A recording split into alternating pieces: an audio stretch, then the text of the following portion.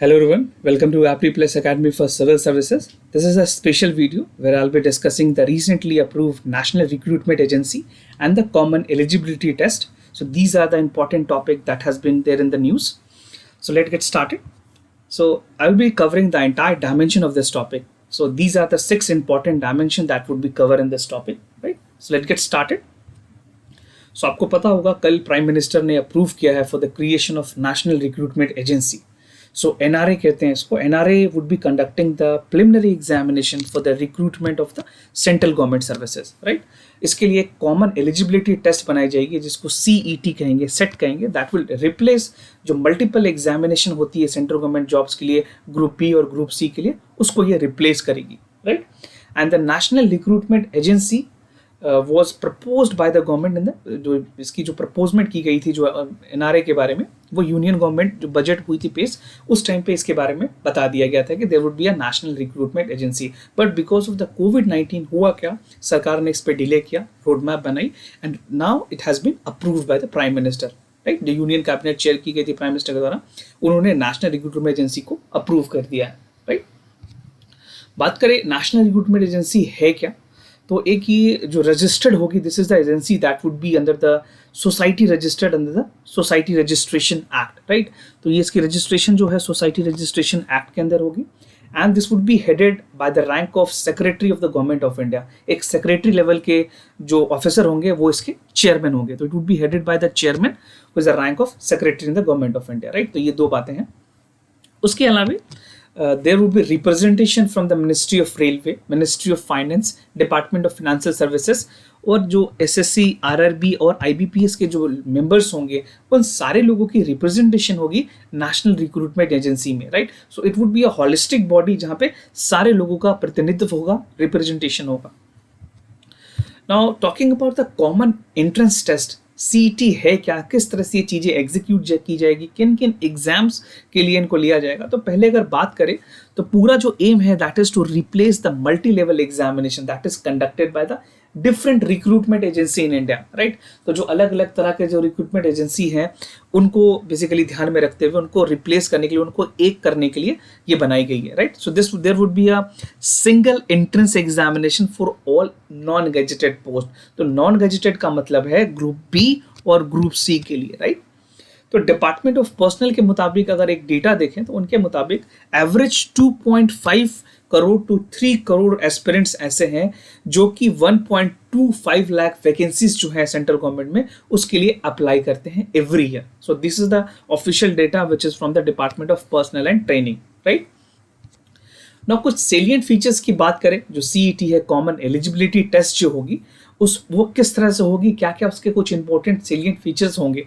सो ये साल में 2 बार होगी. It would be held twice in the year and there would be different type of CET. अगर बात करें ग्रेजुएशन लेवल की, स्नातक लेवल पे एक अलग होगा, +2 लेवल पे एक अलग होगी एंड क्लास 10th लेवल पे अलग होगी. तो ये 3 लेवल पे कंडक्ट की जाएगी to facilitate the recruitment of vacancy at different level, right. होता है क्या हो कि कल कई वैसे वैकेंसीज होते हैं जो ग्रुप सी के हैं, उसमें 12th ही मांगा जाता है. कई ऐसे ग्रुप बी के हैं जहाँ ग्रेजुएशन मांगी जाती है. तो एक लेवल सेग्रीगेट किया गया है.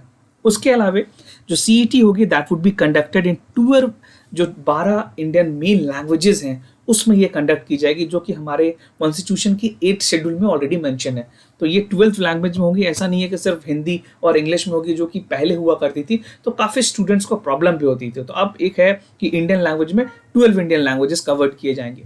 और बात करें इनिशियली जो सेट होगी, जो कॉमन एलिजिबिलिटी टेस्ट है, वो रिक्रूट करेगी फिलहाल 3 एजेंसी से. सबसे पहले जो हमारी स्टाफ सिलेक्शन कमीशन है, एसएससी, वहाँ से बच्चों को लिए अभी इंक्लूड किया जाएगा. Railway recruitment board that is RRB के बच्चों को वहाँ जो एग्जाम होती है, and the institute of banking and personal services जो आईबीपीएस है. तो इन 3 को इनिशियली क्लब किया गया है और अभी जो सीईटी स्टार्ट होगी, जो कॉमन एलिजिबिलिटी टेस्ट स्टार्ट होगी, वो इन 3 एग्जाम को क्लब करेगी. और आने वाले समय में gradually what they will be doing, that be clubbing all other examination that is conducted by different agencies in India, right.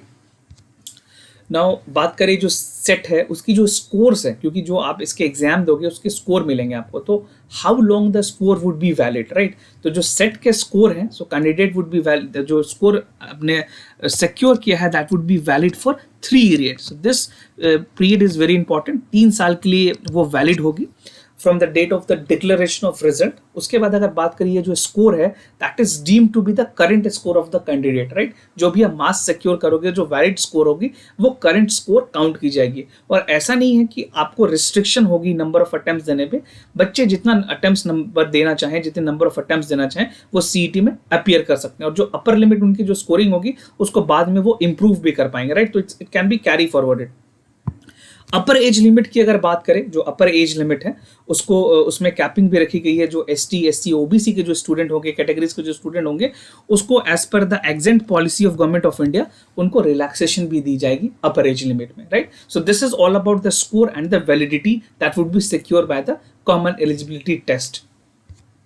ना कुछ एडवांटेजेस जो स्टूडेंट के लिए होगी, इससे सबसे बड़ा जो एडवांटेज है वो स्टूडेंट को मिलेगा। स्टूडेंट को ध्यान में रख करके जो गवर्नमेंट ने इस तरह का डिसीजन लिया, तो सबसे पहली बातें हैं कि ये एक जो हेजलनेस है मल्टीपल एग्जामिनेशन की, उसको ख़त्म करती है। Because what happen in the multiple examination, तरह तरह के एग्जामिनेशन, अलग अलग डेट में एग्जामिनेशन होते थे। स्टूडेंट कई बार किसी एग्जाम में ओवर परफॉर्म्ड होते थे, किसी एग्जाम में अंडर परफॉर्म्ड होते थे। तो ये जो चीज़ें हैं वो खत्म हो जाएगी। उसके अलावा जो फिनेंशियल बर्डन होती थी अलग फॉर्म भरने की, हर एग्जामिनेशन की अलग फीस होती थी, वहाँ पे ट्रैवल करना पड़ता था, तो वो सारी जो खर्च हैं, जो फिनेंशियल बर्डन है एक स्टूडेंट के लिए जो कि अनएम्प्लॉयड है, उनके लिए ये चीज़ें बहुत ही इंपॉर्टेंट होगी। Now it would make easier for the candidate. जो एग्जामिनेशन सेंटर है, अब क्या सरकार ने डिसाइड किया कि जो एग्जामिनेशन सेंटर होंगे that would be there in the every district in the India. So हर डिस्ट्रिक्ट इसमें सेटअप किया जाएगा। स्पेशल फोकस की जाएगी एग्जामिनेशन सेंटर इंफ्रास्ट्रक्चर बनाने के लिए through the aspirational district program, जो कि ऑलरेडी गवर्नमेंट ऑफ इंडिया की फंक्शंस में है, राइट। तो ये चीज़ें आप बहुत अच्छे से याद रखें, क्योंकि एग्जाम में पूछा जा सकता है इसके बारे में। नाउ एग्जामिनेशन जो है हर एक डिस्ट्रिक्ट में कराई जाएगी, ताकि जो बच्चे हैं उनको कहीं बाहर जाना नहीं पड़े, और जो वुमेन है उनकी पार्टिसिपेशन ज़्यादा से ज़्यादा बढ़ सके। क्योंकि आपने अगर सेंट्रल गवर्नमेंट के किसी भी नोटिफिकेशन को पढ़ा होगा, तो वहाँ एक लाइन कोटेड मेंशन होता है कि गवर्नमेंट स्ट्राइव्स कि वुमेन ज़्यादा से ज़्यादा पार्टिसिपेट करे और जो नेशन बिल्डिंग का जो प्रोसेस है उसमें पार्टिसिपेट करे, राइट। सो यहाँ पे फोकस की गई है कि डिस्ट्रिक्ट सेंटर रखा जाए, होम सेंटर रखा जाए, ताकि लोग ज़्यादा से ज़्यादा एग्जामिनेशन दे पाएँ और वुमेन्स को खास करके कोई प्रॉब्लम ना हो। तो एप्लीकेशंस जो हैं उनको सिंगल रजिस्ट्रेशन पोर्टल के थ्रू रजिस्टर किया जाएगा। कोई भी दूसरे लेवल नहीं होगी, कोई भी मल्टीपल लेवल नहीं होंगे, एक सिंगल रजिस्ट्रेशन पोर्टल बनाया जाएगा, जहाँ पे अभी मैंने जो इनिशियली आपको 3 एग्जाम बताया, एसएससी, आरआरबी और जो अपना आईबीपीएस है, इन तीनों के जो एग्जामिनेशन है वो इनिशियली भी स्टार्ट किए जाएंगे on combined basis, single registration होगी उसकी। इसके अलावा जो हमारे इंस्टीट्यूशंस हैं जो एग्जाम्स कंडक्ट करती है, उनके लिए भी कुछ इससे फायदा होगा। So the first would be जो मल्टीपल एग्जामिनेशन उनको कंडक्ट करना पड़ता है, अलग अलग स्क्रीनिंग लेवल पे स्टूडेंट को टेस्ट करना पड़ता है, so that would B vanished. कोई मल्टीपल लेवल नहीं होगी इसमें, बेसिकली एक एग्जाम कंडक्ट होगी जहाँ पे स्टूडेंट की स्कोरिंग पे डिपेंड करेगा कि कौन से पोजीशन, कौन से पोस्ट में वो एलिजिबल है। और जो हमारी जो रिक्रूटमेंट साइकिल है, जो सबसे बड़ी प्रॉब्लम है इंडिया में, जो रिक्रूटमेंट साइकिल है किसी भी एग्जामिनेशन की, वो 1.5 ईयर है, राइट। अगर आप यूपीएससी का एग्जाम देखोगे तो इट टेक्स 14 मंथ्स, और जो दूसरे एग्जाम है एसएससी, वो कई बार 2 साल भी लग जाते हैं, 3 साल भी लग जाते हैं। तो इसमें जो सबसे बड़ी एडवांटेजेस होगी, जो रिक्रूटमेंट साइकिल है वो कम हो जाएगा, और इसके साथ जो स्टैंडर्डाइजेशन ऑफ एग्जामिनेशन पैटर्न है वो बढ़ेगी, एक लेवल बढ़ेगा, ताकि बच्चे एग्जाम दे पाएँ, फेयर एग्जाम हो, ट्रांसपेरेंट मैनर में हो, और सभी लोगों को जो लूप होल्स हैं वो खत्म करने का मौका मिलेगा। And ultimately it will reduce the cost of recruitment agency. जो हमारी नियुक्ति संस्थान हैं जो नियुक्तियां लेती हैं, उनमें क्या होगा कि करीबन एक्सपेक्टेड है कि 600 करोड़ रुपए के आसपास वो सेव कर पाएंगे। बिकॉज व्हाट हैपन कि you have to allocate the test, multiple level पे आपको हायरिंग करनी पड़ती है, बिल्डिंग्स को रेंट देने पड़ते हैं, तो ये सारी जो चीज़ें हैं वो कम होगी, और गवर्नमेंट कहीं ना कहीं से 600 करोड़ रुपीज़ सेविंग करेगी। So this would be the advantages of the institution that is conducting the examination, right. तो ये पूरी बातें थी नेशनल एलिजिबिलिटी टेस्ट के बारे में, जो हमारी जो टेस्ट रिक्रूटमेंट एजेंसी जो बनाई गई है उसके बारे में। तो अगर आपको और भी कुछ जानना है तो हमें आप कमेंट सेक्शन में करके ज़रूर बताएं। And this is the infographic जो कि आपके एक ओवरव्यू के लिए काफ़ी इंपॉर्टेंट होगा। इसमें आप सारी चीज़ें एक बार ओवरव्यू कर सकते हैं, वीडियो को पॉज करके ये सारी चीज़ें देख सकते हैं, क्योंकि ये मैंने ऑलरेडी आपको बता दिया है, ये माई गॉव के पोर्टल पे आपको मिल जाएगी। This is the official content which is coming, right. तो department of personnel and trainings को मॉनिटर करेगी, राइट। और इस वीडियो को लाइक करना ना भूलें, चैनल को जरूर सब्सक्राइब करें, APTI plus academy for civil services. यहाँ पे बहुत सारे इंपॉर्टेंट वीडियोस आपको मिल जाएंगे। प्लेलिस्ट के सेक्शन में डेली न्यूज़ एनालिसिस हो या और भी जो स्पेशल वीडियोस है वो मैं आपके लिए लाता रहूँगा। तो अगर कोई भी कंसर्न हो तो कमेंट सेक्शन में जरूर बताएं। Will be more than happy to assist you. For time being I am signing off. Wish you all the best. Stay home, stay safe. Thank you so much.